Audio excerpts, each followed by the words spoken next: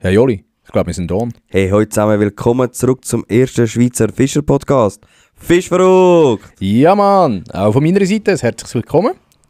Und schön sind wir auch im neuen Jahr wieder dabei. Ja, voll. Wir haben eine sehr, sehr lange Pause gemacht. Absolut. Ist auch mal ein bisschen nötig gewesen. Ist auch sehr Ja. ein intensives letztes Jahr gewesen. Ja. Doch, alle 2 Wochen haben wir uns gesehen. Ja, ich glaube nicht ganz. Wir haben ja, glaube ich, zwischendurch Sommerferien. Ist Sommer noch ein bisschen, aber sonst haben aber wir dafür Holland noch. Ja, richtig. Ja, absolut. Also wir probieren auch im neuen Jahr die Pace hochzuhalten. Ja, genau. So im Vergleich zu anderen Podcasts. Ja. Und auch im neuen Jahr werden wir es nicht ändern. Doch ein bisschen. Ich werde wieder ein bisschen darauf verzichten, weil es einfach meinem Körper gut tut. Aber Nico, sei dir gegönnt. Hey, der Oli mit dem Apple macht alles kaputt. Cheers. Sorry, zum Wohl.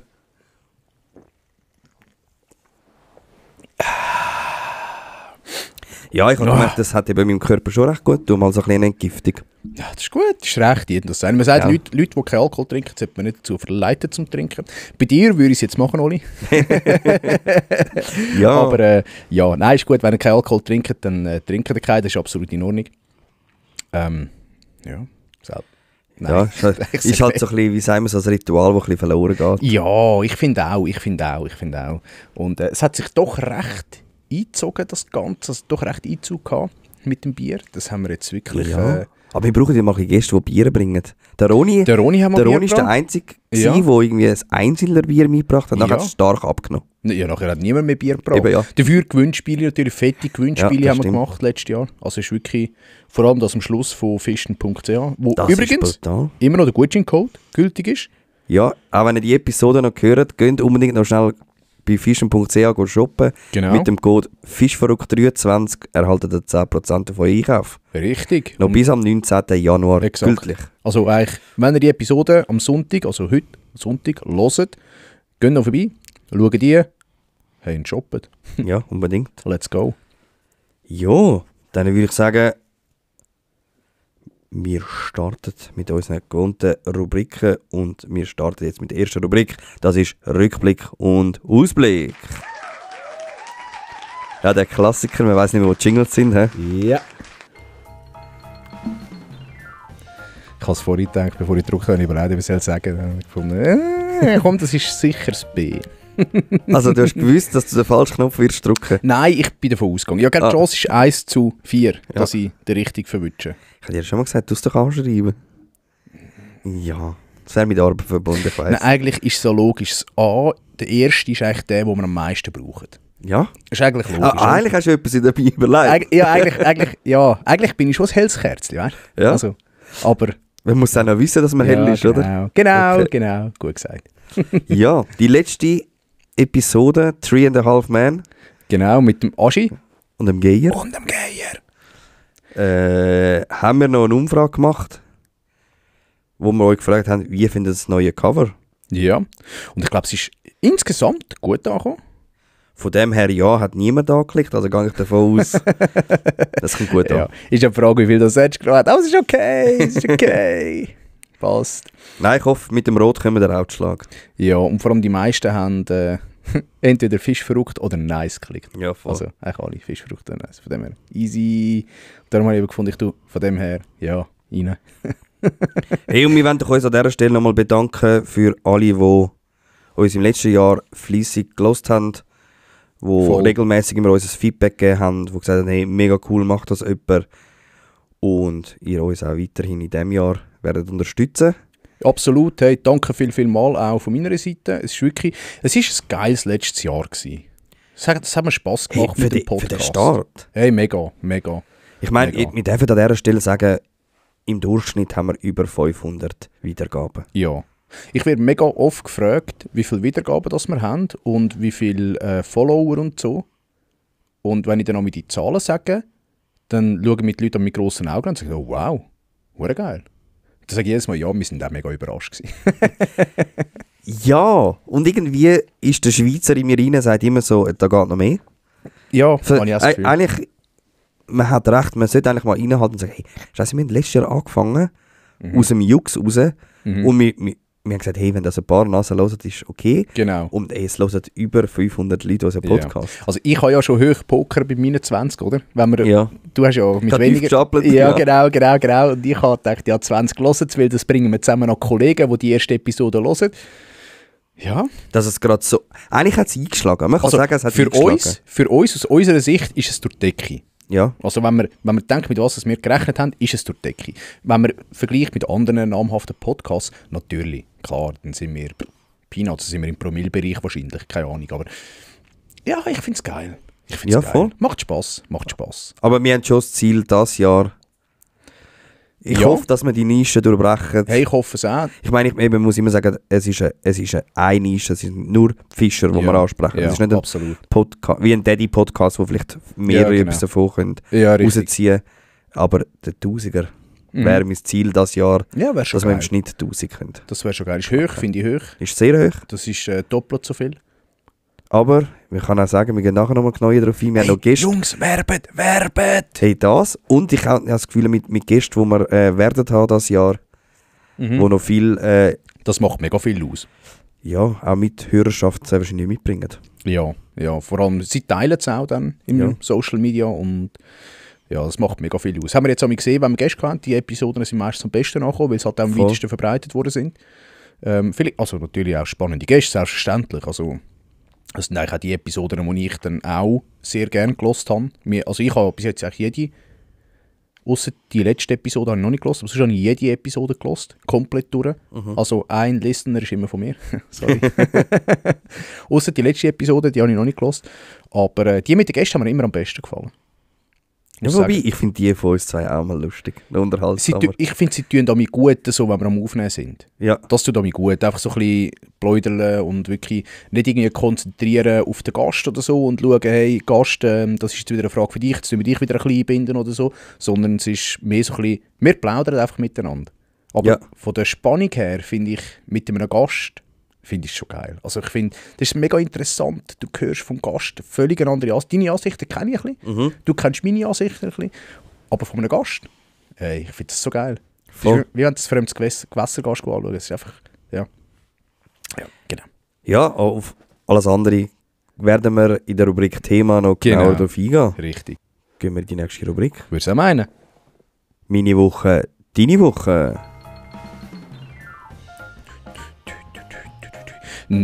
Eigentlich hätte man auch noch einen neuen Übergangsjingle nehmen. Das habe ich mir auch überlegt. Auch wieder so einen chilligen, weißt du, so wie der. Weil der ist mega so. Ja, aber so dass wir den toppen wird schon schwierig. Können wir auf nächstes Jahr schauen. Können wir dann. Ja. Nächstes Jahr ist noch vieles möglich. Absolut.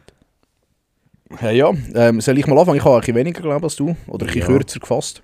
Du hast es, glaube ich, einfach für... Ich habe nicht viel mehr gemacht, als ein bisschen ausgeschweift. Also nein, ja, ich wollte jetzt gerade sagen, ich habe es ein bisschen... Du bist wenigstens mal fischen. Ja, ich bin zweimal gefischt in dieser Zeit. Du ja auch? Ich sage nachher nicht. Warum nicht? Okay, gut. Ja, stimmt. Ja, siehst du, wenn ich mich ein bisschen besser vorbereiten würde, es vielleicht auch wissen. Egal. Festtage waren, gell? Natürlich viel Essen. Viel... Sag schnell, wie viel Mal Weihnachten feierst? Mit Götti Weihnachten. Ja, einfach so, Weihnachten zählt für mich, schau jetzt, so wie man das festet. Am 21. ist der Papi runtergekommen. Der ist im Bündnerland und da haben wir einfach, das ist einfach so ein, nein, es ist nicht wirklich Weihnachten, es ist einfach so ein Gesehen vor der Weihnachten. Ich weiss nicht, ob das kannst du zu Weihnachten zählen oder nicht, es ist kein Pflichttermin oder so. Nachher haben wir Götti Weihnachten gehabt, also wo ich Götti bin, sind wir dort vorbeigegangen. Dann 24. klassische Familientürk, 25. am Morgen Brunch bei den Eltern von der Frau, am 25. am Abend das Nachtessen beim anderen älteren Teil von der Frau und nachher war es. Ah, okay. Zum Glück. Ja. Ich denke, das machst du mit. Nein, nein. Als hätte da einen Schluch nach dem anderen. Hey, das ist im Fall, der 25. am Morgen und 25. am Abend. Das ist für mich in dem Moment fast Stress. Nein, nicht fast, es ist Stress. Es ist Stress. Ja. Und im Nachhinein, am 26. musst du dann sagen, es war eigentlich chillig, es war eigentlich easy gewesen. Ja. Hast du am Morgen brunchen, mit dem Kleinen dort ein bisschen rumsäckeln lassen, noch ein bisschen laufen, dass er ein bisschen pfuset und am Abend dann wieder essen. Perfekt, oder? Aber so im Moment selber ist es, wow. Du als Eishockey-Hobby-Fan Spengler Cup? Nein, Spengler Cup habe ich keinen einzigen Match geschaut. Was? Keinen einzigen. Nein, es ist keine Meisterschaft. Spengler Cup ist für mich so ein bisschen... Ja, wenn die EVZ nicht spielt, dann schaut man nicht, oder was? Ja, natürlich. Ja, nein, früher habe ich viel Spengler Cup geschaut. Ja. Aber jetzt mit dem Kleinen hat es nicht ergeben, gell? Wir wollen ja nicht, dass der nachher viereckige Augen hat. Es ist hure extrem, es fällt mir jetzt auf, meine ist erst 2 Monate alt. Aber wie krass die schon auf so Zeug reagieren. Ja, natürlich, auch auf Handys, gell? Brutal. Hey, abartig. Aber was ich gemacht habe, muss ich sagen, wir haben den Beamer aufgehängt. Ah, Wir haben geil. den Beamer immer auf so einem Kallax-Möbel gehabt, vom Geiler Reis. Blaureis, Geiler Reis, ist ja gleich, Ikea. Ja. Irgend so etwas. Genau. Und da haben wir das Bild immer schräg gehabt, natürlich, weil wir haben es schräg, wir haben das Möbel ganz auf der Seite gehabt und dann haben wir das Bild immer auf der einen Seite ist immer höher gewesen als auf der anderen. Also hast du eigentlich das Goal reinschütteln? Ja, sozusagen. Nein, es war nicht schräg gewesen, es war einfach verzogen gewesen. Oh, ja. Oder? Die linke Seite hat irgendwie 1 Meter in der Höhe gehabt und die rechte nur irgendwie 80 cm, oder? Ja, es ist dann ein bisschen mühsam gewesen. Dann haben wir gefunden, weißt, irgendwann hängen wir den wir haben noch einen Lampendeckel gehabt dort, die Lampe haben wir nicht gebraucht. Und da habe ich doch über Weihnachten ein Jahr geschafft, den Beamer aufzuhängen und den Strom anzuhängen. Und jetzt ist es so geil zum Schauen. Das ist schon etwas anderes. He? Und jetzt haben wir noch die Google-Lautsprecher mit dem Beamer verbunden. Ja, geil. Via Bluetooth hast du zwar ein bisschen Verzögerung, aber es ist geil. Kannst du nicht ausstellen? Nein, ich kann es schon auf ein Minimum. Weil Bluetooth hat halt über die Luft, es sind doch irgendwo 4-5 Meter. Ja, es ist nicht mich nervt das so Zeug einmal. Kann ich nicht haben. Hey, da kann ich gut drüber hinwegschauen und man gewöhnt sich dran. Aber, ja, wenn jemand nicht die Lippen bewegt, finde ich ganz. Aber wenn die anfangen zu achten, dann stresst so es ist so. Hey, was ich muss sagen, ich habe ja noch Seven vs. Wild sind wir jetzt noch am Nachschauen. Wir haben es noch nicht fertig geschaut, wir sind noch nicht fertig. Oh nein. Und mühsam ist das brutal wegen dem Ton. Weil je nachdem, wie die GoPro redet oder eben nicht, wenn das GoPro einfach neben sich haben und nebendran vorbeiredet, jetzt ist es wie wenn wir am Mikrofon vorbeireden. Brutal mühsam. Dann musst du wieder Leute machen und ein bisschen pennt an mich und nachher ist wieder irgendetwas laut, weil es eine hektische Situation ist oder so, weil er jemandem etwas zuruft. Und dann musst du wieder schnell leislicher machen. Hey, nein. Ja, das ist mir auch schon aufgefallen, dass es die Musik nicht anpasst. Dann ist die Musik laut und nachher redet was hat er jetzt gesagt? Ja, genau. Aber easy. Hey, noch schnell etwas anderes. YouTube, ich weiss nicht, wer es interessiert, aber dich vielleicht schon. Hast du Manhunt gesehen? Nein, aber der Kollege hat es mir gesagt, der Pado, der Stern. Fang unbedingt anschauen. Ja, kann ich euch empfehlen, Manhunt auf YouTube, wie man sagt. Ja. Er hat mir gesagt, unbedingt nach Seven vs. Wild, er feiert es mega. Räuber und Bulli für die Grossen. Ja, genau. Richtig geil. Genau. So hat er es auch gesagt. Hey, ich bin gespannt. Ich werde es mal der Frau vorschlagen. Ja, das feiert sie. Ich glaube es auch. Hey, easy. Dann habe ich das Boot eingelöst. Geil. Zürichsee jetzt? Nein, Greifensee. Greifensee? Ja, was? Ja, das ist ein Stüdelibeck. Gehst du rudern? Ja. Ich habe es vorher... Mit meinem Bötchen auf dem Zürichsee, Mann. Das ist Selbstmord. Ich will nicht baden. PS-Motor? Ich will nicht baden. Nein, mit dieser Bordwand. Hör auf, wenn du das zweite drauf bist. Greifensee ist gut. Greifensee ist super. Ich habe es im Morgen auch eingelöst und dann habe es dann ausgelöst über die Festtage und bin dann im Neujahr, man hat es ja erst ab dem 6. hat das Bootsschifffahrtsamt Zürich aufgemacht. Es hat ja nicht schon am 3. aufgemacht, wo jeder normal auch gearbeitet hat. Also, ja. Sicher nicht, hallo. Ja, es ist Zürich. So Verwalter machen doch nicht Aargau hat offen gehabt. Ja, Aargau. Die sind aufs Geld angewiesen. Ja. Ja. Und dann bin ich es einlösen und das war ein Trara. Hey. Weil es ist ja jetzt aktuell, hey, mega, es ist als Motorboot eingelöst. Und der Typ, die Jula Jollen 31, haben nie irgendwie ein Bild gefunden, das gestummen hat. Die müssen sich immer zuerst das Bild machen, weil anscheinend kannst du nicht einfach... Wenn du ein Motorboot hast, das als Motorboot eingelöst ist und du nimmst den Motor drauf, ist es immer noch ein Motorboot. Auch wenn du Ruder kannst setzen und rudern. Es ist immer noch ein Motorboot. Ja. Weil es ist im Schifffahrtsausweis... Aber es ist ja nicht mehr motorisiert. Ja, danke. Das habe ich auch probiert. Ich habe dann auch den Vergleich gebracht mit dem Töffli. Wenn du beim Töffli den Motor abstellst, dann darfst du auch trampen. Weißt du, wenn du kannst trampen, dann zählt es als Velo. Ja. Oder? Da hat gesagt, ja, das mag beim Töffli so sein, aber beim Boot ist es nicht so. Habe ich gefunden, okay, gut. Ja, du vergleichst auch Äpfel mit Birnen, oder? Danke, genau, merci, ist okay. Ja, auf jeden Fall, ich habe es jetzt effektiv als Ruderboot eingelöst. Das hat natürlich auch Vorteile. Ich muss nur alle 6 Jahre vorführen, was eigentlich okay ist. Habe dann noch Gewässerdeklaration machen, also das Heimatgewässer habe ich aussuchen. Das ist eigentlich relativ schnell gegangen. Was mich dort erstaunt hat, du hast eigentlich das Boot hast du können irgendwo haben, zum Beispiel auf dem Bodensee, am gleichen Tag, wo du es eigentlich auslöst, kannst du es wieder einlösen und dann kannst du gerade Gewässerdeklaration machen und dann kannst du gerade auf den Greifen oder auf den Pfäffiker. Das heisst, so kannst du natürlich Guacamole brutalst verschleppen. Du musst es nicht zuerst reinigen, sondern du kannst es gerade direkt... Aber kostet das nicht? Nein. Nein, die Ja, Gewässerdeklaration ist gratis. Hä? Ja. Es ist einfach super. einmalig, Gute aber nur Lücke. einmalig. Wenn du aber dann rausnimmst, musst du es reinigen. Beziehungsweise, wenn du noch etwas anderes einwassern musst, halt die Einwasserungsstandards vom neuen Gewässer berücksichtigen. Also meistens musst du es reinigen. Und vor allem, wenn du dann auch wieder retour willst auf die Greifen, musst du es wieder reinigen. Okay. Also dann Ja. schon. Aber auch für die erste einmalige Einwasserungsaktion, ja, es ist so ein bisschen, ja, ist so ein bisschen, wahrscheinlich haben sie gesagt, hey, wir können es aufs Minimum bringen. Und hat mich recht angeschissen zum Reinigen, aber zum Glück kann ich es nicht müssen reinigen, genau. Und dann, übrigens, wenn ihr wollt, kann ich euch den Link für die Gewässerdeklaration noch in die Shownotes tun. Dann, nachdem ich das natürlich dort eingelöst habe, habe ich gefunden, ich gehe erst auf die Zürichsee fischen. Ich bin auf der Zürichsee fischen, ich habe geschneidert. Wir haben Schade. 3 Biss gehabt. Ah, was? Doch. Also Biss ist brutal schwierig. Die Hechte sind drauf, aber ich glaube, die haben noch gestupst. Wir haben keine Spuren nicht gesehen. Ich glaube, das war wirklich nur einfach ein Dreischwimmer, so à la Fahrrad. Verpisse. Flach oder tief? 8 bis 10 Meter. Das geht's Um noch, ja. Fahrwasser ist es irgendwo um die 20 Meter rum. Also schon relativ nah am Ufer. Ja. Ich hatte darauf aber noch mit einem Kollegen geredet, der hat dann gesagt, hey, wir sind auf 18 Meter Fahrwasser gewesen und wir haben dort, ich glaube, 5 Hechte haben es gehabt. 1,05 war der grösste gewesen. Wow. Hey, easy. Darauf habe ich dann gefunden, ich gehe noch an den Greifensee, wenn ich mein Bötchen schon am Greifensee gelöst habe. Ich bin auf den Greifensee gegangen, rudern. Es ist so ein bisschen, ich bin recht nervös gewesen, weil es ist das erste Wo Mal bist du rein? in Mur. Ja. Ich war das erste Mal am Greifensee gewesen mit meinem Bötchen. Und es ist so ein bisschen, ja, ist es echt gut? Hey, dann ist noch Wind gekommen. Brutal mühsam gewesen. Aber Dann wir ist scheiße, wir ja. haben doch 2 Hechte gehabt. Ah, ja. Am Schluss haben wir irgendwie, glaube 11 oder 14 km/h Wind gehabt, wo gegen uns war, zum Das Aufrudern. ist hässlich, ja. Mit 0,7 km/h sind wir Fürsche gekommen. Das war super, gewesen, brutal anstrengend. Ich habe jetzt noch Muskelkater. Aber es war geil gewesen. Wir haben doch 2 Hechte, gehabt, nicht gross, wir haben irgendwie so 80 umeinander, plus minus. Hey, entschneidert im neuen Jahr, perfekt. Geil. Genau. Aber du redest übrigens von mir. Ich habe das mal allein gemacht. Das ist schon scheiße. Wirklich? Wenn, ja. Allein bei 14 Ja, km das ist- dann kämpfst du ums Überleben. Ich habe auch allein gerudert. Ja. Ich habe auch allein gerudert. Aber du hättest wenigstens wechseln. Ja, ich habe dann, wo ich da wirklich nicht mehr mögen, wo ich den linken Arm, warum der hat brennt. Rechts Ja. habe ich genug Kraft gehabt, aber links hat angefangen zu brennen. Und dann gesagt, hey, mach du noch, mach du.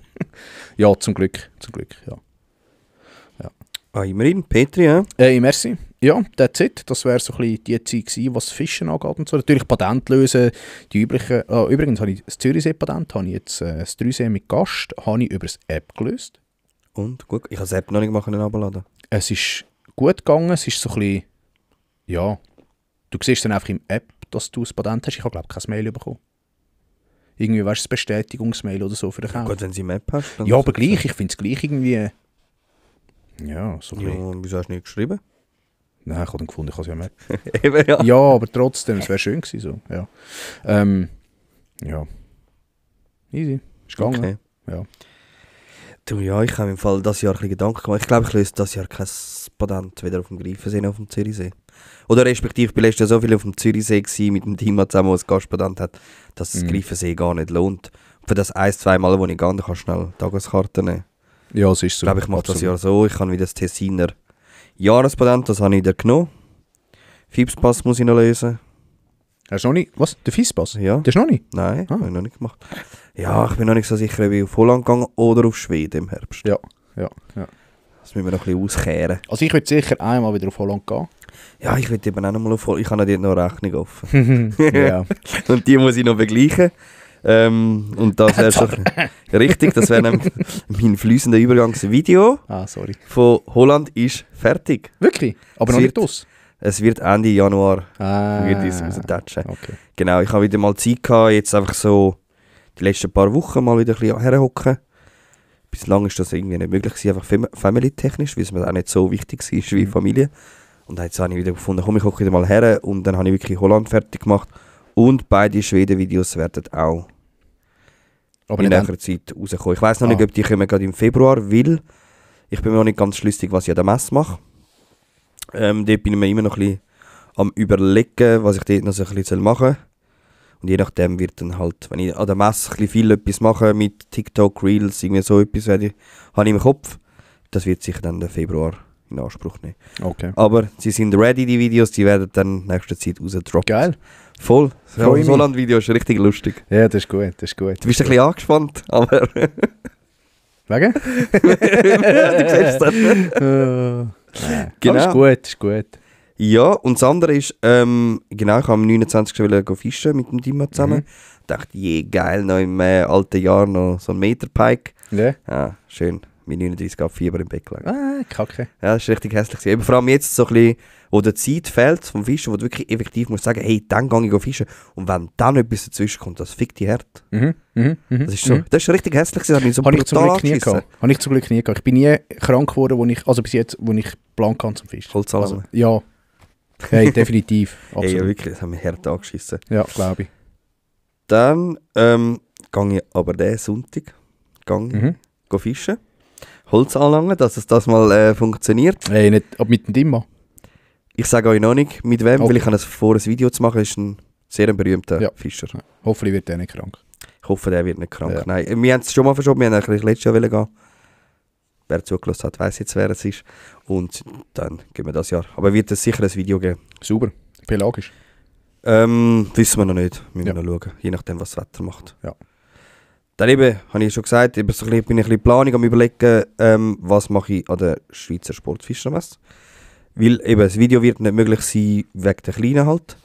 Aber irgendwie irgendein Spiel oder irgendetwas für TikTok wird ich gleich machen. Ja, das ist Ich habe schon 1, 2 lustige Ideen. Ich will dir nachher im Off etwas erzählen, Ja, kann das ich sagen, ist was gut, davon das halt ist. Das ist gut. Genau, dort bin ich gerade ein bisschen in Planung. Dann bin ich heute beim Kevin gewesen, Predator Buddy. Der hat meine Rolle, habe ich letztes Jahr ein bisschen sehr in Anspruch genommen. Trioga. Trioga Ja. und SV Light. Ja. Das sind die 2 Rollen, die ich letztes Jahr hart durchgenommen habe und sie sind wirklich ein bisschen Missbrauch gewesen. Die hat er jetzt schön im Service wieder gemacht. Super. Ich habe meine Rolle noch nie in Service gegeben. Nicht? Gut, aber Die, du... die ich kann, die laufen da. Ja. Komisch, hä? Aber wenn du es in Service bringen, wirst du den Unterschied wieder merken. Meinst du? Ey, es läuft alles Weiss wieder nicht. wie am Schnürchen. Ja, das glaube ich, das glaube ich, das glaube ich. Aber weißt du, ich habe Arbeitstier. Ich habe die Abo, die ich habe, das ist ein absolutes Arbeitstier. Das ist ein Traktor. Ja, aber auch die muss zwischendrin ein bisschen gefiltert werden. Wir fragen den Gay. Stimmt. Ja, das wäre es eigentlich gewesen mit meinen Wochen. Sauber. Perfekt. Dann, Hey, ich wollte noch irgendetwas sagen. Apropos Service und so, genau. Weißt du irgendjemanden, der Routenring fixt? In der Nähe. Der Kili macht es nicht mehr. Und Ja. der TS Tackle Shop macht es nicht mehr. Der irgendwas Tiger heisst er. Ich glaube, der Mary hat mir den so empfohlen. Tigerwood. Keine Ahnung. Ich schicke dir, wenn ich es noch Tigerwood ist ein finde. Golf. Nein. Wenn ich es finde, schicke dir noch. Hey, unbedingt, ja. Wäre cool, weil ich habe eine pelagische Route, die vorher für das Ringli defekt ist. Und ich will die unbedingt fischen. Ich habe die noch nie gefischt. Okay. Wäre Ja, nice. wenn sie das Cool. können ersetzen können, wenn sie das können abstellen oder... Ja, das ist ein kleines Ringli. Okay. Ich glaube nicht, dass das Ja, problematisch ich schaue nachher mal. Ja, merci. Gut, dann würde ich sagen, gehen wir in die Rubrik Infos aus der Szene. Ich glaube, wir brauchen wirklich so ein Tablet-Halter. So ein Ständer. Sonst kannst du nie Rubriken ansagen. Ja. Die nächste Ja, sagst ist ja du, gut. dann probierst du an, dann schneidest du es ein bisschen zurecht. Ja, das ist gut. Du hast wieder mega viel Hey, Arbeit geleistet. ich habe mich recht vorbereitet. Willst du anfangen? Ich kann keinen. Mit dem einen, das machen wir zum Schluss. He? Ja, eins müssen wir am Schluss machen. Das müssen wir am Schluss machen. Dann haben ihr sicher alle gesehen, der Fisch des Jahres 2025 ist der... Alette. Richtig nicht. Mein Lieblingsfisch. Der Sander. Der Sander. Perch Pike, genau. Geil. Dann habe ich den Artikel nicht gelesen, der Nico tut neue Show Notes. Gibt es eigentlich wieder einen Wein vom Fisch? Weißt du das vom Zander? Ein Zanderwein. Letztes Mal, glaube ich, wo es Egli war, hat es, glaube ich, einen Egli-Wein gegeben oder so. Oder ist das... Keine Ahnung. Ich habe das einfach auf Instagram gesehen und da gesagt, Ist das also, echt ein dummer Zufall? was Dummer machst du Zufall dort gewesen an? oder so? Ja, ich komme immer hin. Ist gleich. Ja, Shownotes. Shownotes, wegen was auch immer. Wegen dem SFV-Artikel. Weil dort drin steht, dass Marmorata Sie wollen sie wieder auswildern, vom Südtirol her, ins Tessin. Ich habe gemeint, das gäbe es schon. Die gibt es schon im Tessin? Nein, im Tessin noch nicht. In Italien gibt es sie. Anscheinend, ja, Südtirol gehört ja ein bisschen zu Italien. So halb-halb. Aber sie wollen wieder, dass sie da übergewandert wird. Okay, cool. Fände ich mega Ja, geil. finde Ja. ich super. Schöner Fisch. Ja, da haben wir auch noch... Ja, gut. Schickst du mir den Artikel? Wenn ich ihn noch finde. Weil ich habe keine Ahnung. Ja, vielleicht, wenn ich ihn nicht mehr finde, wir finden ihn sich irgendwo. Perfekt. Dann, 1.1. hat Nace Hast du schon vorher gewusst? voll rausgedroppt. Der Christoph Barra und der Freddy Harbour sind neue Teamfischer bei Nace. Sie sind nicht mehr bei Abu. Oder Berkeley. Nein, ich glaube, die haben es aber ein bisschen verkackt. Wer? Abu und Berkeley? Ja, und ich glaube, irgendwie Fox hat die auch noch mitmischen. Ja, schau, ich glaub vor allem beim Freddy, der wird auch älter oder ist auch älter. Und ja, ich finde es nicht mehr als recht, gibt es dort Platz für Junge. Wie ein Ton. Einfach jung, wie der Ton jung ist. Ja, aber wer hat Abu, der jung ist? Eben. Aha. Das So meine ich ja, meinst dass wieder Junge können nachrücken, dass frische Wind reinkommt. Ist mega schade. Also, schade. Einerseits, ich finde die mega cool und ich habe das Gefühl, die haben die Marke so richtig geil vertreten. So richtig geil repräsentiert, vor allem der Freddy. Der Barra weiss ich nicht gross, habe ich nicht gross im Ich Kopf. kann nicht, nein. Den Freddy habe ich sehr im Kopf, halt durch die ganzen Turniere, die er gefischt hat. Ich habe es aber gedacht, als er im Sander Pro am Schluss gesagt hat, hey, das war das letzte Turnier für mich oder für uns. Ich weiss nicht, ob dort der Barra dabei war, ehrlich gesagt. Das weiß ich ja nicht. Ja, und dann habe ich gedacht, das letzte Turnier. Und ja, du eben, er wird älter, hat Familie. Gut, gell? Und dann kommt das Turnier, wo der Pontes und der Mille aufziehen, Genau. die Bootzeit, wo der Schöne und der Freddy zusammenfischen. Ja, genau. Dort habe ich mir schon gedacht, was Genau, dort richtig. Dort entstanden habe ich gedacht, es gibt irgendwie eine Collab zwischen Abu oder Nace meets Freddy oder so, irgendwie so etwas, keine Ahnung. Ja, aber ich habe es da auch schon gedacht. Aber ich finde es geil, ich mag es Nace mega gönnen, weil jetzt sind es endlich mal anständige Teamfischer. Finde ich super. Ich glaube eben, dass der Schöne ein bisschen kürzer tritt. ja. Weil er hat doch jetzt auch 2 Töchter und ich glaube, der Druck... Was für Töchter? Gut gemacht, das sind. Gut gemacht. Ja. Ich glaube einfach, der Druck immer für alle Turniere parat sein, hat es irgendwann die High geheißen, Mai, Boy, du bleibst mal ein bisschen da. Ich glaube, darum ist auch ein bisschen der Freddy Finde ich dafür okay. zuständig, oder? Du, wir werden es sehen, ich kann es mir gut Nebst dem vorstellen. ist nicht der Freddy mega so Pelagen. Der Freddy ist auch pelagisch. Eben, ich meine, das hat Ja. das deckt Nace noch nicht so ab. Richtig. Ich bin mega gespannt, was da kommt nachher, auch an Produkt und vor allem auch an Content mit dem Freddy. Aber kann ich mich vielleicht auch mehr mit dieser Marke identifizieren. Sehr gut möglich. Mal schauen. Und, ja, du. Also ich finde es eine geile Marke. Ja, absolut. Ist, Also ich meine, die haben alles richtig gemacht, das kannst du richtig ist voll machen. okay. Absolut, ist voll okay. Genau. Hey, dann müssen wir noch ein Thema abschliessen, das sich zur Weihnachtszeit abgeschlossen hat. Der YPC-Finale. Ja, du hast nachher noch einen Punkt. Einer kommt noch, hast du Ja, nein, den muss ich noch richtig stellen. Das, egal. gesagt. Okay, gut. Ja, das Finale. Und- Ja, Du hast ja mal gefragt im letzten Podcast, wer es macht. richtig. Wer ist richtig gelegen? Weiß ich nicht mehr. Ich auch nicht.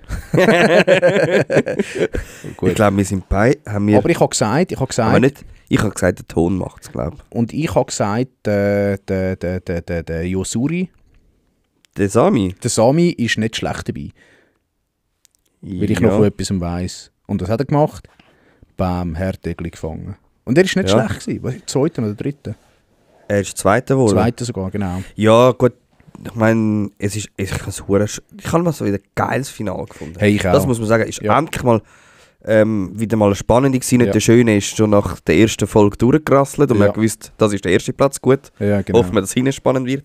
Sondern es hat, glaube am ersten Tag ist, glaube der Luis noch vorne gewesen, wenn ich Ja, mich voll. nicht täuscht.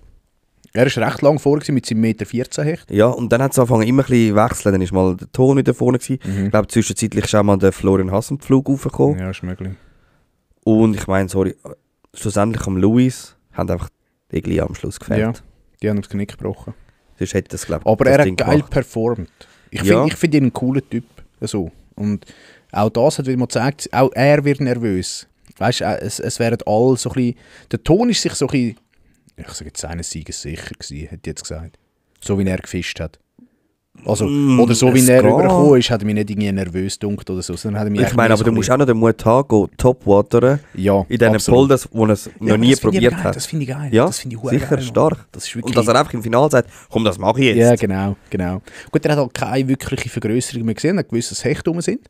Und er hat gesagt, hey, wenn Hecht rum sind, dann warum nicht noch 10 bzw. 30 Punkte mehr holen? Pro, oder mit den Hecht, oder, insgesamt. Ja, die Entscheidung war richtig gewesen. Aber ich glaube, wer es nicht gelaufen hat, hat relativ schnell wieder gewechselt. Jo, andere beim Luis, hören den Podcast von LMAB.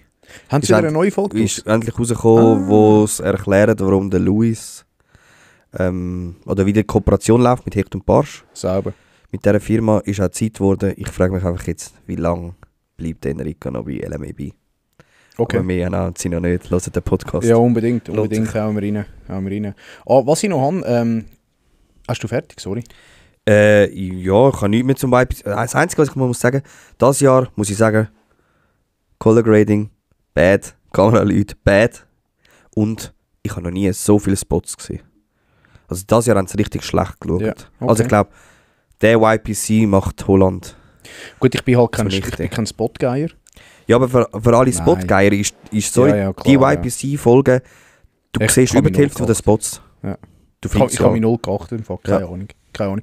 Ich weiss nur, in Ich Amsterdam, schicke das ist nachher. der Louis war glaube ich in Amsterdam, Ja. go Streetfischen. Dort habe ich schon geschaut, weil dort ist im Hintergrund irgend so ein Ding, das Gebäude angeschrieben gewesen. Dort habe ich gewusst, wo er ist. Dort bin ich auch schon durch mit dem Kajak, dort habe ich fett Sander gehabt. Aber sonst habe ich eigentlich nie geschaut, wo die Spots sind. Nein. Aber du ist auch okay. Also meine, Ja, aber ich finde schon, so das Format sollte schon noch ein bisschen schauen. Ja, Weil es schauen so viele Leute. Ja. Absolut, gebe ich dir völlig Und, recht. und eben, es gibt einfach die Leute, die dann nur das machen. Also Ja. die gar nicht für Folge interessiert, sondern einfach schauen, welche Spots. Ja, genau. Und einfach dort herfahren. Aber ich finde es eben noch recht geil, selber die Spots erkoren. Das finde ich eben schon noch fett. Ja, sicher. Nein. Und wiederum, man Darum. muss sagen, man sieht es beim Anton. Heisst der Anton von... Holzleitner da, der von- Sportex. Genau, ja. Ja.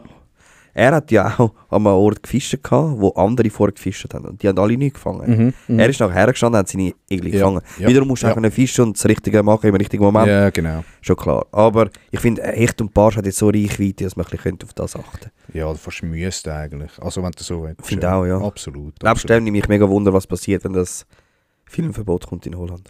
Wenn denn das kommt, ja. Wüsste vielleicht der Robin mehr. Ja. Weiss nicht, wer da... Robin, wenn du hörst unseren Podcast ja auch. Wenn du Zeit findest und wieder mal auf Holland blockst, Gatter Dann- ist jetzt in dem Moment unterwegs. ist er mit ihm unterwegs? telefoniert. Ist Ja. er unterwegs? Ah, okay, gut. Gut, perfekt. Ich weiss in dem Fall auch für was. Passt, ich weiss auch. Ja, nein, ist gut. Ja, gib mal durch, ob das Filmverbot, was dort der Stand der Dinge ist. Stimmt, schick einfach mal eine Sprache oder können wir die da im Podcast Ja, das wäre abspielen? geil. Das wäre geil, ja, genau. Jo, das wäre es gewesen. Hast du noch etwas zum YPC-Final? Nein, Gut, auch nicht. Das wäre es eigentlich so gewesen. Gratuliere am Ton. ja. Wiederholungstäter, das erste Mal. Ja, Glaub. absolut. Ja, Hintereinander. Ja, ich meinte es. Der Schöne hat es, glaube ich, auch zweimal gemacht, aber nicht hintereinander. Aber nicht hintereinander, ja. Genau. Habe ich auch gemeint, ja. Hast du sonst noch Infos? Nein, das wäre es Okay. gewesen. Ich habe noch eine. Und zwar startet Fly vs. Jerk am 7. Februar. Ja. Oder 6. Nein, 7. glaube ich ist es. Wenn es mir recht ist. Ich hatte zuerst gemeint, es sei am 7. Januar. Dass das Format überlebt. Ich meine, das kackt ab. Ja, ich glaube, das ist das beste Format von denen. Ne? Fly vs. Jerk. Ja, aber ist nicht Sander Pro auch ein bisschen mal ein Steckpferd gewesen? Und das ja, glaube ich, auch irgendwie, das ja nur 4 Teilnehmer gehabt oder so. Hey, ja, ist möglich, ja. Also es ist schon mal mehr, Ja. mehr Teams bestückt gewesen, mehr so. Aber sorry, erzähl nur. Ja, startet auf jeden Fall wieder und die schauen auf YouTube, Kanal gratis, dort ist der erste Kanal. Und ja, ich werde sicher wieder schauen und es wird sicher wieder gespoilert für die die Episode noch nicht gesehen haben, sorry. Aber schaut es rechtzeitig. Hey, das wär's gewesen. Gut. Hey, dann sag doch du die nächste Rubrik an. Ich würde sagen, dann gehen wir in die nächste Rubrik. Und zwar ist Thema.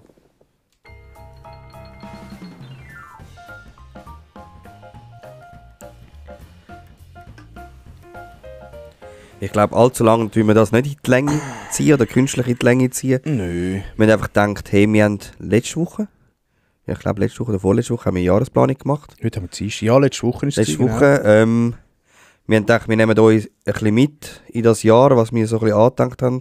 Genau. 1, 2 Sachen fänden wir cool, wenn die Community da würde mitwirken. Mhm. Wollen wir mit dem starten? Ja, wir starten mit dem. Also, hey, wir haben gedacht, also ich glaube, man kann auch sagen, die Idee ist auf meinem Mist gewachsen. Der Oli war Feuer und Flamme dafür. Kann man auch so sagen. Voll. Und zwar ist ja so ein bisschen die Nachhaltigkeit ein mega Thema. Und unter Nachhaltigkeit, finde ich, gehören auch Tiere dazu, wo man schauen sollte. Nicht nur auf das, was man verwendet, sondern auch das, was man fangen oder was auch immer. In unserem Bereich natürlich den Fisch. Und wir haben uns überlegt, uns gibt es jetzt ein Jahr, gutes Jahr, ob wir echt nicht wollen, irgendwie etwas ganz Banales, zum Beispiel wie ein Cap machen, wo fischverrückt ist, wo wir fertigen lassen, natürlich in fairer Fertigung, selbstverständlich, nachhaltig auch. Und dann würden der Community zur Verfügung stellen, die es kaufen können, die sagen, hey, wir nennen so ein Cap. Und wichtig ist für uns, dass unsere Einstandspreise, unser Einkaufspreis gedeckt wird. Dann würden wir noch irgendwie, keine Ahnung, 10er-Noten oder so draufschlagen. Und wenn wir die Caps verkauft haben, würden wir dann schlussendlich den Betrag, der über dem Einkaufspreis ist, würden wir spenden. Irgendwie, sind wir noch voll offen, oder? Ja. Ich habe mir gedacht, vielleicht Zürich Zoo, für die Fischerei dort, für die Forschung, weiss der Teufel was.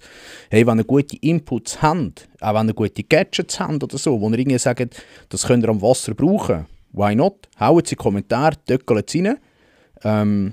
Auch wenn ihr irgendwie eine gute, wie sagen wir dem, wenn ihr wisst, wo wir es sollen spenden oder so, haut es rein. Oh ja, hey, wir sind mega offen, was es ist und wohin das soll gehen. Schlussendlich. Du hast einfach die Idee gehabt und finde, man darf auch mal etwas zurückgeben. Ja, absolut, absolut. Wir Fischer sind für Gewässer verantwortlich unter anderem. Hey, und Fisch? Und für die Fische vor allem, weil wir wollen ja auch in 20 Jahren noch fischen können. Es ist ein kleiner Beitrag, den wir da leisten, aber ich finde, es ist ein wichtiger Beitrag und es ist ein Beitrag, den wir leisten. Darum, why not? Also, hau mal rein, was euch da in den Sinn kommt an Sachen, die man brauchen könnte beim Fischen, wo irgendwie, keine Ahnung, geil wäre es natürlich, wenn es irgendetwas wäre, wo wir in zweifacher Ausführung helfen, sage ich jetzt mal. Also, einerseits vielleicht den Abfall reduzieren, andererseits wird der Betrag, den wir dann einnehmen durch die Community, auch gespendet. Also haben wir echt gerade 2 Flüge mit einer Klatsche geschlagen. Hey, haut raus, wenn euch irgendetwas in den Sinn kommt, Döckel ziehen. Wenn ihr sagt, hey, nein, finde ich voll daneben, wäre ich gar nicht dabei, schreiben ziehen. Wenn ihr sagt, hey, mal bin ich Feuer und Flamme, ich würde gerade nehmen, schreiben ziehen, keine Ahnung. Ich würde es eben auch cool finden, wenn es unser Merch raustragen würde, damit wir auch mehr Zuhörer haben und vor allem auch, je mehr Zuhörer das wir haben, umso eher wird auch das Merch verkauft vielleicht und umso eher oder umso mehr Spendengelder, sage ich jetzt mal, kommt zusammen. Oder? Voll. Ja, Was ja auch ganz geil wäre. Darum, ich finde es irgendwie cool, keine Ahnung, wir haben irgendwie ein bisschen diskutiert und gesagt, hey, ein Cap, so ein Armbändeli, so ein Silikon-Armbändeli zum Beispiel, ein Taschenaschenbecher, keine Ahnung, irgendwie einfach irgendetwas, wo hilft und nochmal hilft dann schlussendlich. Also, ja. Voll. Denke, wir machen sicher noch eine Umfrage auf Instagram, aber kreative Leute unbedingt hauen Hey, in die Tastaturen. Unbedingt, ja. Und es muss auch nicht gerade in den nächsten paar Monaten entschieden werden. Das kann auch noch in einem halben Jahr passieren. Ja, genau. Es muss einfach etwas cool sein, wie der Nico gesagt hat, wo euch hilft, wo nachher viel Spendengeld gibt, wo man auch spenden kann. Ja, und vor allem etwas, das ihr auch braucht. Weil es soll ja nicht einfach irgendwie, wir wollen nicht den Abfallkübel füllen, einfach, dass es kaufen und nachher vor 3 Jahren nie brauchen. Sondern es soll auch etwas nützlich sein, etwas, wo euch am Wasser hilft, wo euch vielleicht auch in der Freizeit hilft, keine Ahnung. Irgendetwas, wo einfach so ein geiles Gadget halt, so ein nützliches Ding. Ja. Oder einfach ein nices Accessoire, ja, wie ein Bändeli. Ja, ich finde Bändeli halt so ein bisschen... Ja, du hast auch ein Lederarmbändeli an? Ja, habe ich auch geschenkt bekommen. Ah, eben. Ja, Vielleicht kommt dir das jemand geschenkt von meiner Frau. Ja, vielleicht kommt jemand von der Frau ein Fischverrückbändeli geschenkt über. Wer weiß. Genau, aber wäre cool. Jo, das ein bisschen zu dem. Und dann haben wir uns noch aufgeschrieben, heute zusammen. Heute zusammen. Ja, vielleicht können wir auch mal ein bisschen Gäste announcen. Wir haben recht viel uns Gedanken gemacht. Hast ja auch noch eine Umfrage, ist ja noch wir haben noch eine fette Umfrage gemacht. Ah ja, an dieser Stelle danke 1000. Ja. Auch wieder da, wir haben sehr viele coole Vorschläge bekommen. Mega. Ein paar haben wir auch können umsetzen. Ein paar, Oder haben wir, sehr viel können wir umsetzen. Wir Ja. haben einfach noch nicht alle Zusagen. Absolut. Wir haben sehr da auf euch gelost. Ja. Die einen, wie der Robin von der Topis, die sind ja schon mal da gewesen. Genau. Also Robin, du bist herzlich willkommen, einfach erst nächstes Jahr. Nein. Nein, das soll ja nicht ausschliessen, dass wir so jemanden nicht mehr nennen. Also ich meine, Richtig. ich finde es auch cool, eben jetzt gerade auch Topis. Erstmal haben wir beide sehr einen guten Draht zum Robin und vor allem auch, die haben immer wieder geile Sachen, wie wir auch im Jubiläum wieder gehört haben. Und Voll. Ja, Hey. und mich nimmt es auch Wunder, zum Beispiel, was ein Zero macht mit dem Fischer-Rap. ja, genau. Hat sich etwas genau, ergeben genau. jetzt in diesem ja, Jahr. Richtig. Absolut, absolut. Aber Why not? es kann sein, dass die Freunde eher spontan dann reinsneaken. Genau. Aber sonst, komm Nico, hau doch mal Wenn wir- so einen Namen raus. Wenn wir noch mal ein paar raushauen. So ja, 1, 2. Hey, für alle, die sie kennen, die Eva Bayer kommt zu uns. Sie ist Gewässerschutzspezialistin und hat viel für Fiber noch gemacht. Ich weiss nicht, ob ihr das ein bisschen mitverfolgt habt, Social Media mäßig. Sie ist für den Fischaufstieg, Abstieg zuständig.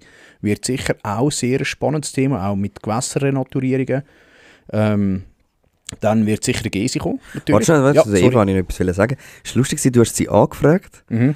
und ein paar Stunden später habe ich eine Facebook-Anfrage Ja. von ihr. Ja, und ich auch Well, what? LinkedIn noch. Und, Ja, voll. sie hört auch unseren Podcast übrigens. wirklich? Sie hat gesagt, hey, gehen wir mal durch, da kann ich mal ein bisschen reinhören, um geil. zu wissen, was ich das vorbereiten und so. Ja, sie kommt, sie wird kommen. Das ist gefixt, genau. Dann der Gesi, natürlich, wegen der Sportfischermesse, selbstverständlich. Der Gesi wird wahrscheinlich allein kommen, weil der Ralf Kim Seich ist. Der hat noch etwas anderes zu. Oder vielleicht Genau. schaltet er sich auch zu mit dem Telefon. Genau. Das wir ist werden noch offen, schauen. aber das ist eigentlich schon die nächste Episode, das kann man da schon sagen. Ja, genau. Das wird der erste Gast sein in diesem Jahr. Richtig, genau. Hey, und wenn wir schon bei der Schweizer Sportfischermesse sind, die einen haben es schon mitbekommen, die anderen vielleicht noch nicht. Aber Genau. wir werden eine Folge sozusagen live Ja, aufnehmen. aufnehmen an der Schweizer Sportfischermesse Genau. mit Gästen, die dort werden sein mit den VIPs. Ich bin sehr gespannt darauf, wie das wird. Ich auch. Wir müssen noch ein bisschen vorbereiten. Ja, Ralf vor allem und noch Gesi müssen noch ein bisschen liefern. Und wir müssen noch einen Plan schmieden, wie wir das so machen, weil wir haben ja nur ein Mikrofon eigentlich für den Gast. Ja, ich glaube, die kommen auch je nachdem einzeln. Hey, ja, das müssen wir alles noch ein bisschen Genau, das ist noch alles noch erklären offen Genau, und- genau. Aber es wird sicher eine geile Folge sein, bin ich überzeugt.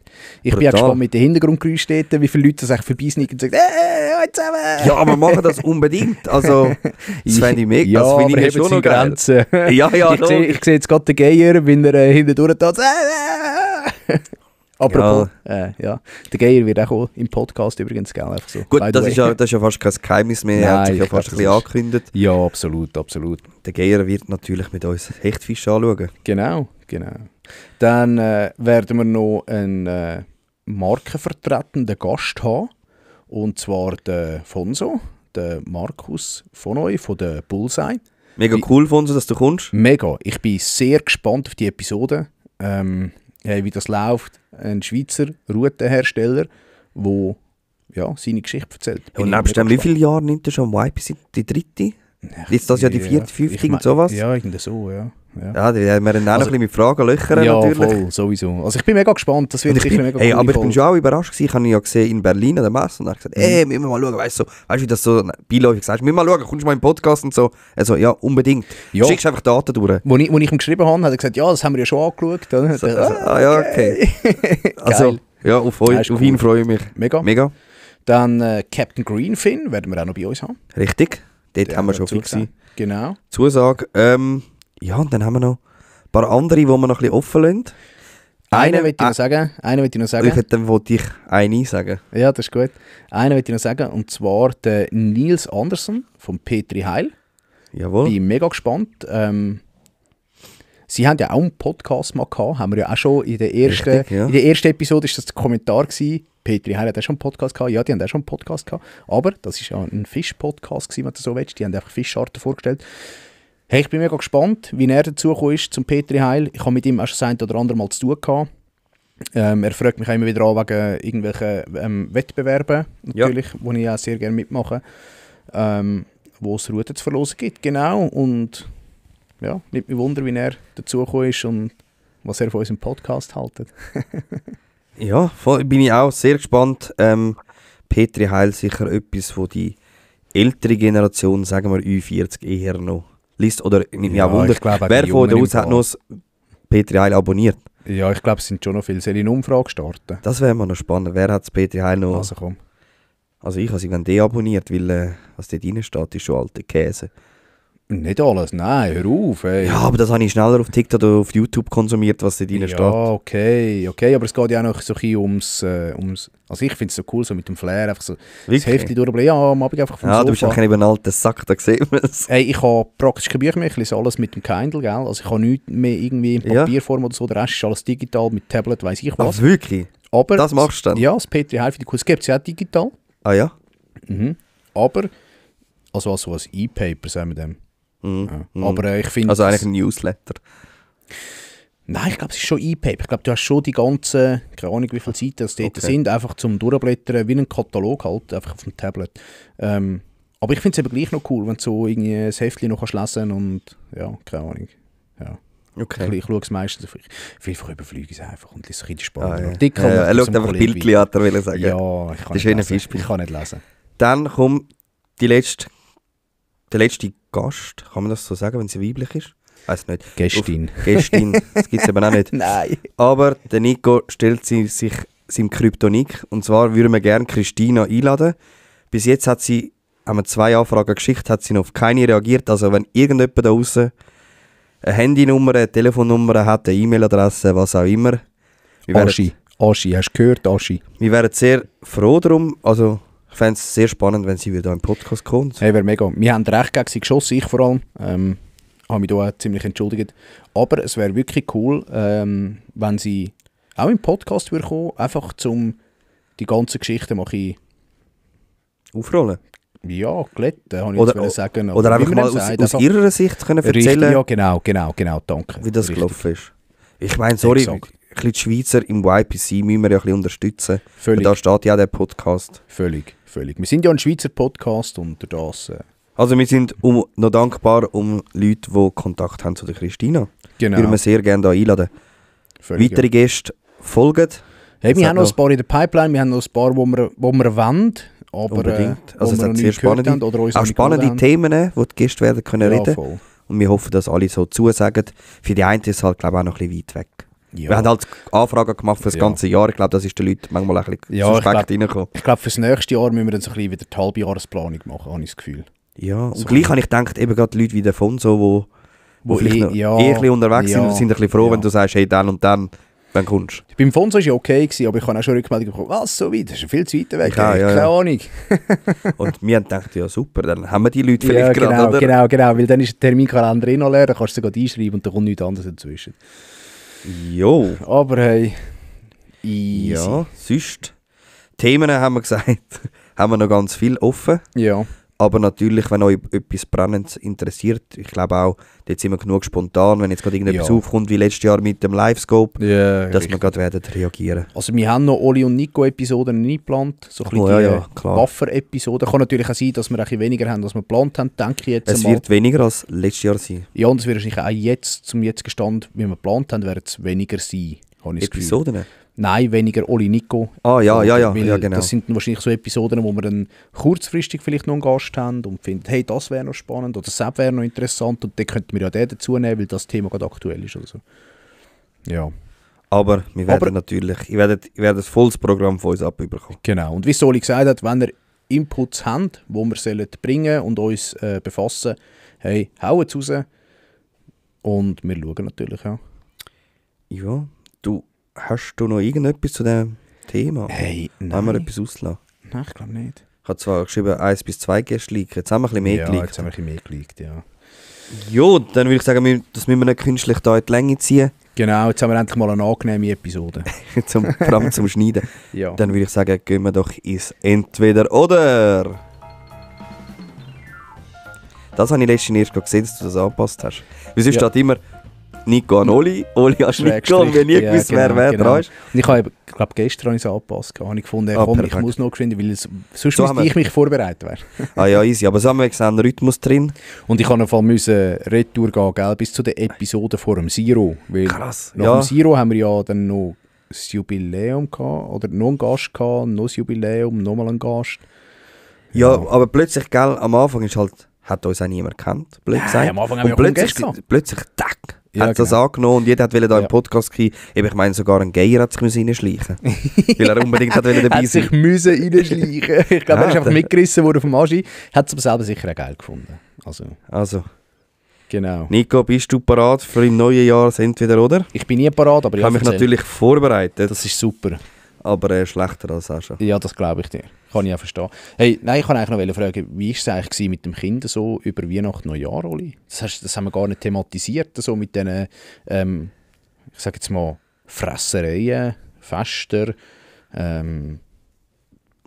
Es hat sich in Grenzen gehalten, oder ja, weiß nicht, ich habe es jetzt nicht streng gefunden, ich finde einfach immer streng, oder wir haben einfach die Haltung, und ich finde das noch ein bisschen wichtig, vor allem jetzt gerade in den jungen Jahren, wo es noch nicht reden kann, noch nicht kann irgendwie gestikulieren, dass du als Eltern, oder vielleicht mich verantwortlich fürs Kind, weil ich habe immer das Gefühl so, wenn die älteren Leute vor allem so gross ist und so, ein Kind oder ein Baby sehen, haben sie immer das Bedürfnis, das anzulangen.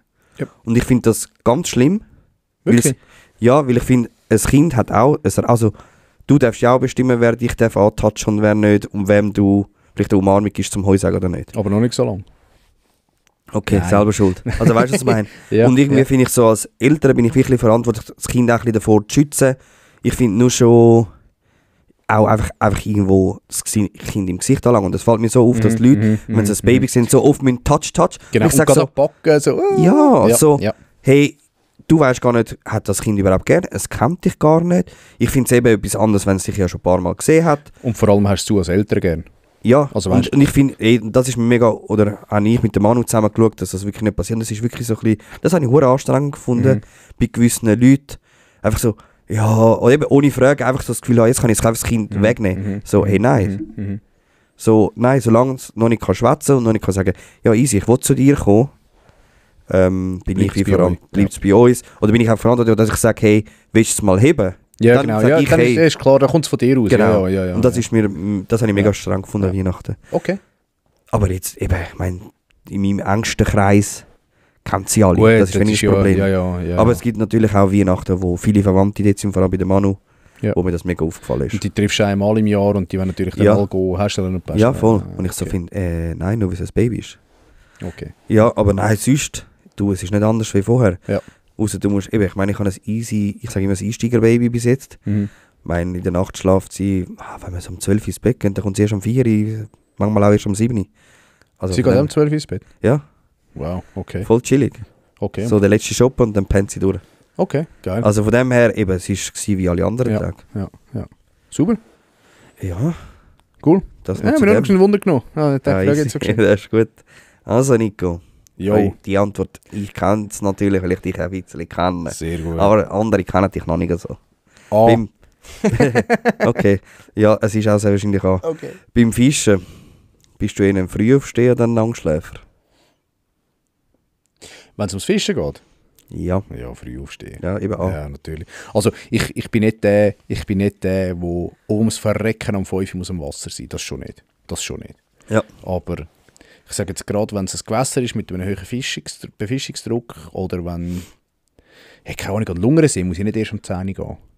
Da bin ich lieber schon um 7 Uhr dort. Ja, das stimmt. So. Und sonst Zürichsee, ja, ich will schon, also ich sage jetzt, wenn ich Tageskarten kaufe, dann will ich eigentlich gerne so viel wie möglich die Tageskarten ausnutzen. So. Also nicht mit dem Ertrag, den ich mitnehme, sondern mit der Zeit, wo ich auf dem Gewässer bin. Ja. Aber ja, das stimmt, wo wir zusammen am Greifensee sind. Sind wir früh? Ja, dort zwar noch nicht so, aber schon die paar Mal vorher, wo wir raus sind. Was? Weiss ich 8? nicht. Nein! Ja. Ja. Also je Aber nachdem ja, es gehen ist- wir auch die Abendstunden easy. Also es kommt immer darauf an, oder? definitiv. Aber schön ist ja, wenn du die Morgen- und die Abendstunden kannst mitnehmen. Ja, was machst du zwischen ihnen, oder? Grill aufstellen. Manchmal sollte, das habe ich mir letztes Jahr gedacht, Ja. manchmal eben, wenn du den ganzen Tag sagst, hey, gehen wir den ganzen Tag fischen, dass zwischen ihnen, wo sagst, Ja. hey, dafür machen wir geile Pause. Ich Das habe machen wir viel zu wenig. Ich habe aber- mit dem Typ von My Tacklebox, mit dem Pado, Ja. habe ich ein Bötchen am Zürichsee Mhm. und dort haben wir einen Grill drauf gehabt. Das war Okay. so ein bisschen die erste Anschaffung, wo wir gesagt haben, weißt, einen Grill kaufen für aufs Bötchen, da kannst du schön im Sommer, da kannst du schön wirklich einfach chillig grillieren, kannst noch etwas essen. Ja, und dann hängst du dann ein bisschen raus, bist im Schleppen und durch den Wind wird die Kohle warm und perfekt, wirklich geil. Ja. Genau. Gut. Dann so ein bisschen Fisch-Content schauen. Lieber Netflix oder YouTube? Netflix? Ja, hat nicht einen Haufen, aber es gibt ein paar. Wirklich? Ja, ja. Nein, YouTube, ganz klar. Da bin ich, weil Netflix, wirklich Netflix, so. Also, Ja, ich weiss aber es nicht, sind wie mehr die so heißen. Doku-Serien, oder? Ja, so Doku-Serien gibt es. Es gibt aber auch so, die mit den grossen Fischkutter zum Beispiel rausfahren. Nein, das finde ich weniger geil. Das finde ich Ja. weniger geil. So, Oder Crabfish oder... ja, nein, das So finde ich weniger geil. Nein, ich bin schon eher, und in letzter Zeit bin ich immer mehr auf YouTube gekommen. Ja. Nicht nur Turnierfisch, sondern allgemein so Erklärvideos. Letztes Mal habe ich Wels-Videos geschaut, wie man Wels so ein bisschen mit Klopfen und Livescope und pelagisch und Rühren und hure geile Videos gewesen zum Teil. Ja, also von dem her, eure Videos habe ich noch nicht geschaut. Ja, die sind mehr für die Unterhaltung. Ich glaube, viele Sachen kannst du nicht... Er erklärt zwar noch viel, aber Ja. es ist manchmal so versifft, dass du denkst, so, Ja, das glaub okay, ich. es ist viel lustiger, einfach Das die beim glaub ich. Kiffen zulagen. Ja. Nein, ja. Aber ganz klar YouTube. YouTube. Ja. Dann das andere ist nicht so eine Entweder-oder-Frage, es nimmt mich einfach Wunder. Wenn du jetzt einen Schweizer Brand könntest aufkaufen, welchen würdest du aufkaufen? Wirtschaftlich gesehen oder wegen Fun? Spielt keine Rolle. Ein Schweizer Brand. Ich würde Toppis aufkaufen und Konkurs gehen lassen. Nein. Nein, was? Nein, natürlich nicht. Nein, also ich glaube... Hey, ich sage jetzt... Also wenn ich einen könnte aufkaufen, egal was er kostet. Ja, Was haben wir noch für Schweizer Brand? also wir haben Stucki, Stucki, Toppis, Bullseye, Toppis, Captain Greenfin. Captain Greenfin. Fuck, ist fast ein bisschen peinlich. Gell? Ich bin vorbereitet Gell? auf das. Ja. Da haben wir noch ein paar kleine, wie die Swiss Baits zum Beispiel. Jäger, Boah, also, Iglifisch. sorry geschwind, aber Jäger würde ich aufkaufen und Konkurs gehen lassen. Das würde ich machen. Das würde ich machen. Ja, fix. Das kannst du ganz leislich machen dann, gell? Okay, Einfach ja, so. ja, das ist wieder Hate, wo man nicht rausgeben Ja, genau. Aber das würde ich machen. Scheiße, ich habe jetzt auch nicht so gerade einen Brand im Kopf, aber es sind so die... Komm ich mit von denen, die man jetzt gerade ein bisschen kennt. Ja. Stucki, Toppis, Captain Greenfin, was hast du noch gesagt? Bullseye. Bullseye, stimmt, Bullseye. Hey, ich glaube, ich würde... Es ist jetzt schwierig. Ich würde im Routenbereich würde ich Bullseye kaufen. Ja. Und im Köderbereich würde ich wahrscheinlich Toppis kaufen. Einfach. Jawohl. Ich habe zum Robin sehr einen guten Draht. Ich weiss, was die geiles Zeug machen. Ich finde Toppis finde ich wirklich sehr geil. Mhm. Gefällt mir. Habe ich ja nicht umsonst bei mir im Shop. Bullseye hat teure Routen, aber von der Qualität her. Ich habe noch keine gefischt, muss ich auch sagen. Ich habe noch keine einzige gefischt von der Bullseye. Habe aber ein paar schon in der Hand gehabt und die haben wirklich sehr geile Fallen gemacht. Ja. Und ja, ich glaube von der Route her, gut, ist eine neu liegende Route, außer Top ist auch noch Route, aber sonst ein Stück... Der Lamelli, vergiss den Lamelli nicht. Ja, ich würde vielleicht im Köder sagen, nein, schau, der Lamelli, den Köder finde ich im Fall nicht mehr so schlimm wie am Anfang.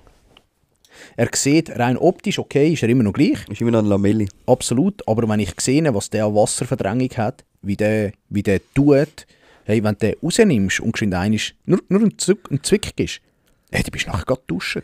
Ja. Der saugt sich so voll mit Wasser. Das finde ich eben schon geil. Und ich glaube, das ist schon ein bisschen etwas, wo Zusatzreiz bringt.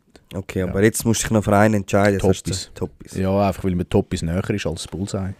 Okay, gut. Ja, und ich glaube, das Konzept von Toppis ist geschrieben. Klar, von Bullseye auch. Aber ich habe das Gefühl, dass Toppis auch mit der Nachhaltigkeit in Zukunft sehr, sehr, sehr gut kann dastehen. Einfach mit dem, was sie haben, mit Tungsten, mit diesen ganzen Ködergeschichten, mit diesen, sag mal, ökologischen Ködern, wenn du so willst, nicht so ökologisch wie Captain Greenfin.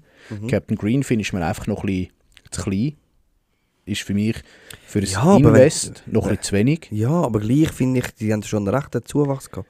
Die haben einen rechten Zuwachs gehabt, aber... Wenn ich als erstes Interview mit dem Jonas hatte, der Schweizer Sportfischermann, den wir uns auch kennengelernt haben. Und ich meine, jetzt, dort hat er so sein Tischchen gehabt. Ja, es ist so. Und jetzt hat er Ja. Riesenstand, Ja. Duisburg gewesen, Berlin gewesen, Ja, also ja. schon ein Zuwachs. Ja.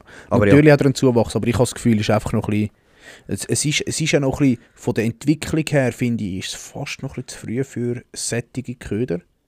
Weil die Gegebenheiten von diesen Ködern in der Verwendung ist einfach noch ein bisschen, sie haben noch zu wenig lang. Sie sind sie sind nachhaltig, weil sie lösen sich komplett auf. Ja, gebe ich dir komplett recht.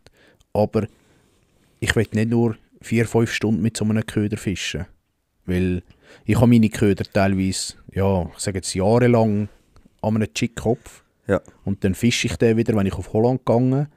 Und in der Schweiz fische ich den zum Beispiel nicht.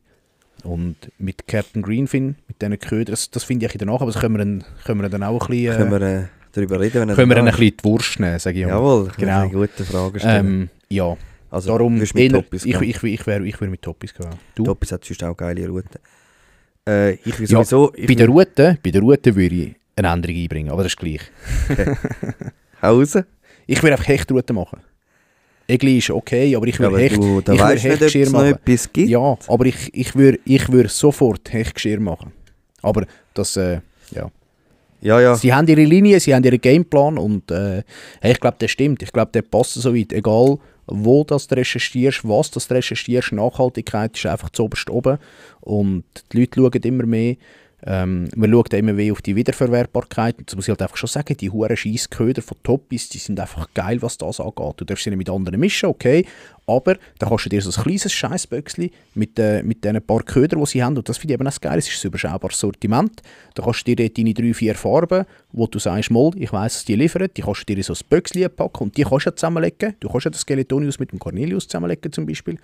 Und dann kannst du das Wasser. Und die Köder, wenn dort ein Egli beißt, wenn ein Zander beißt oder auch wenn ein Hecht beißt, der geht nicht an den Arsch. Wenn dann reissest du ihn ab oder verschwindet irgendwo in einem Maul. Aber dass ein Köder einen Schwanz verliert, nein, also praktisch nie. Dass ein Cornelius mal das Bein verliert, ja okay, easy. Aber ein Skeletonius ist Schwanz. Jeder Krachli. Ja, absolut. Und die sind so brutal flexibel. Ich glaube, da hat sich Toppis wahrscheinlich fast ein Sägengoal geschossen, dass sie so gute Köder gemacht haben, dass die Leute weniger Toppis kaufen, weil sie halt einfach länger haben. Aber ich finde es geil, es ist ein ökologischer Gedanke und es ist nachhaltig, darum, ja, für mich ganz klar. Ja. Du, sorry. Ich würde auch mit Toppis gehen. Ja. Einfach, weil ich den Robin einen geilen Sieg finde, ich mag ihn mega gut. Ich finde die Produkte, die sie rausbringen, wie du auch gesagt hast, nachhaltig, top, fängig wie die Sau, vor allem Schweden, Holland. Ja, und die Route finde ich auch mega cool, die sie haben. Eben. Aber wie du auch gesagt hast, ich würde die Range noch ein bisschen gegen tun, noch etwas Schweres. Ja. Gerade für die gerne Swimbaits oder halt mal einen richtigen Gummifisch anhängen, gell, ja. Aber sonst, ich finde vom Konzept her, für was sie stehen, wo sie anwenden, finde ich... Ja, macht einen geilen Job. Voll. Und ich glaube, da haben sie auch wirklich die Türen offen. Also. Richtig. Aber natürlich sind wir auch gespannt, was die anderen Firmen rausbringen. Hey, absolut, absolut. Stucki bringt ja recht viele Innovationen, recht viele Neuigkeiten raus. Die sind ja permanent immer wieder dran. Toppis haben wir auch, glaube ich, am Jubiläum gehört. Toppis haben wir, genau. Jetzt einige Sachen, glaube ich, noch gegeben. Ja, ein Hechtgummi wird sicher geben, hat er gesagt. Ja. Genau. Ja, hey. Und der Fonso, der bringt ja immer wieder neue Routen, gell? Das ist ja immer wieder... Ja, dort bin ich halt so ein bisschen... Auch bei der Route. Ich habe jetzt Bullseye S2 schon in der Hand gehabt. Ja, sie überzeugen. Aber halt, für mich ist es auch noch ein bisschen das Auge. Und ja, aber ich finde es eine geile Route, so. Weil jetzt mit dem neuen Logo, das er ja hat, seit ein paar Jahren, ist ja auch nicht mehr mit dem Grünen. Weißt? Ja.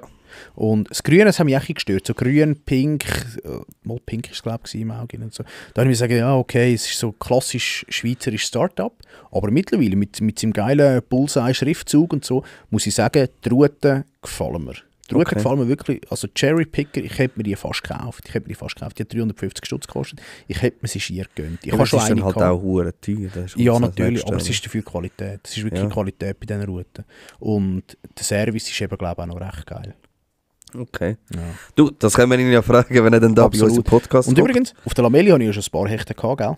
Ja. Die habe ich mal angeschaut, die hat keine einzige Bissspur. Spannend. Geil. Voll. Top. Also. Und ich habe doch auch schon einen, ich kenne jetzt schon einen, der gesagt hat, du hast Lameli, komm, der fischen wir geschwind. Da hat er gefischt, da hat er gesagt, den muss ich auch. Okay. Perfekt. Gut.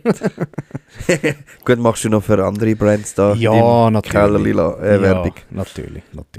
Ja, dann würde ich sagen, sind wir, glaube ich, schon am Ende. Hey, ich meinte es. Ausblick möchten wir ja kennen. Ja, ich glaube, kein grosses Geheimnis haben wir ja schon geleakt. Ja. Nächstes Mal wird der Gesi da sein. Genau. Und es geht wieder um die Schweizer Sportfischmesse. Wir sind sehr gespannt. Es hat 1-2 neue Brands, neue VIPs. Ja. Bin gespannt, was er dann schon liken kann. Und ich glaube, er bringt auch wieder ein Gewinnspiel mit. Könnte sein. Mhm. Ich glaube auch. Man kann sicher wieder einen Eintritt gewinnen. Ich glaube. Also gut zuhören das werden wir und sehen. Wir haben nichts gesagt. Gesi. schaltet wieder ein, wenn es heisst «Fisch für uns!» Ja, Mann. Also, hey, wir sind draussen für uns. Ciao zusammen. Yeah. Erste Podcast in der Schweiz übers Fischen ist draussen. Eben schon Glas und Bier, rufen Fisch verrückt, treffen sie in den Buff oder werfen im Wasser. Die nächste Folge vom Forellenkönig und ein Bär sind im Kasten. Tight Lines, Baby!